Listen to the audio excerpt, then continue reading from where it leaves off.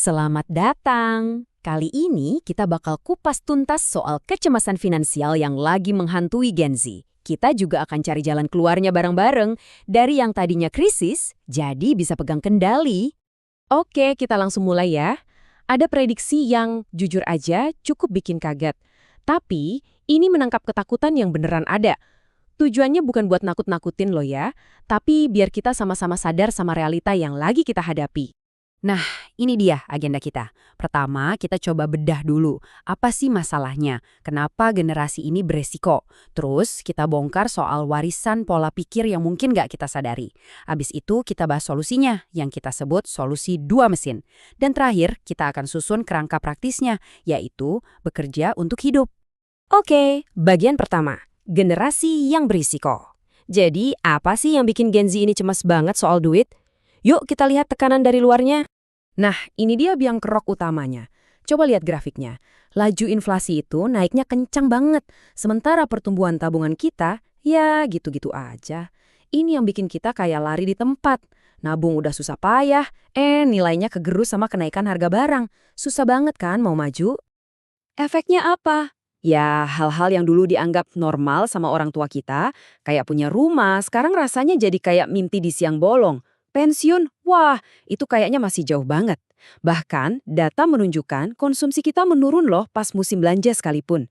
Dan yang lebih serem lagi, diprediksi 1 dari 5 orang Indonesia di 2045 itu lansia. Dan banyak dari mereka yang nggak siap secara finansial. Ini masalah besar.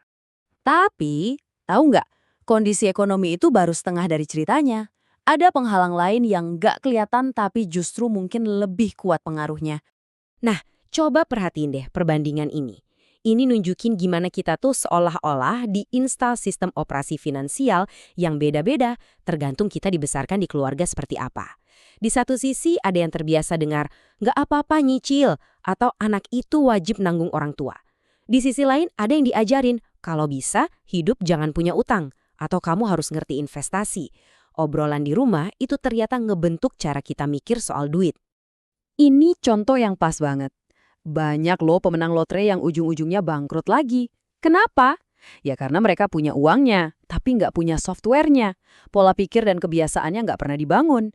Jadi ini bukti kalau uang aja tuh nggak cukup. Kekayaan itu bisa hilang gitu aja kalau nggak diiringi mindset yang benar. Oke, cukup bahas masalahnya. Sekarang kita masuk ke bagian yang paling penting. Solusinya. Gimana cara kita keluar dari sini? Yuk kita bahas solusi dua mesin. Coba kita pikirin bareng-bareng.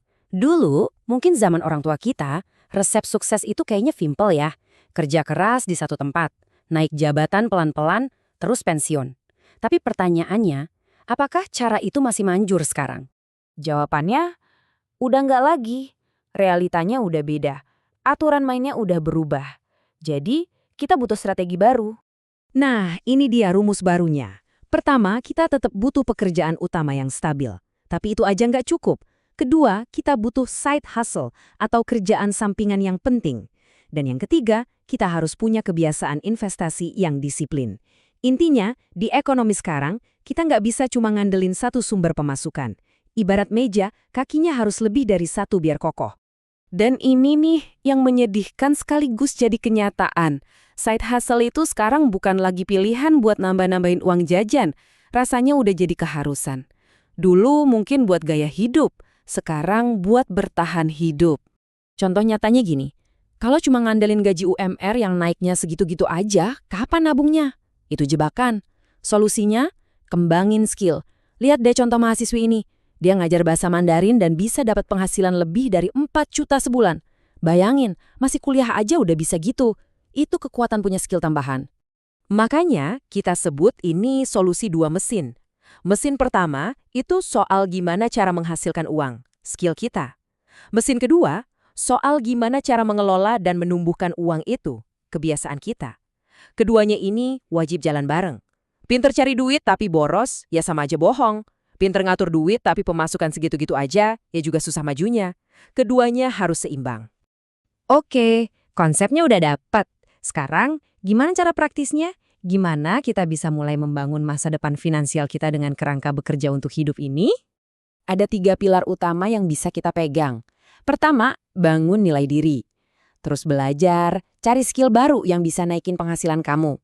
Kedua, bangun jaringan. Kenalan sama orang-orang yang bisa lihat potensi kamu. Dan yang ketiga, bangun likuiditas. Maksudnya, siapin dana darurat atau uang tunai. Kenapa? Soalnya kesempatan bagus itu sering datangnya dadakan. Kalau kita nggak siap dana, ya lewat begitu aja. Tujuan akhirnya apa sih dari semua ini? Yaitu pensiun finansial. Ini bukan soal umur ya. Pensiun finansial itu sebuah kondisi di mana passive income dari investasi kamu udah bisa nutupin semua biaya hidup.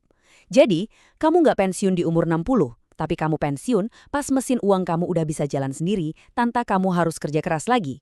Nah, ini dia kondisi idealnya. Pensiun yang enak itu adalah saat kita bekerja bukan karena harus untuk bayar tagihan, tapi karena kita ingin, karena kita suka sama pekerjaannya, karena kita punya passion di situ.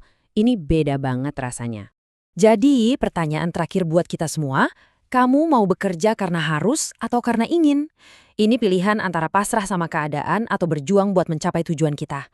Jawabannya ada di tangan kamu, dan langkah pertamanya bisa dimulai dari sekarang.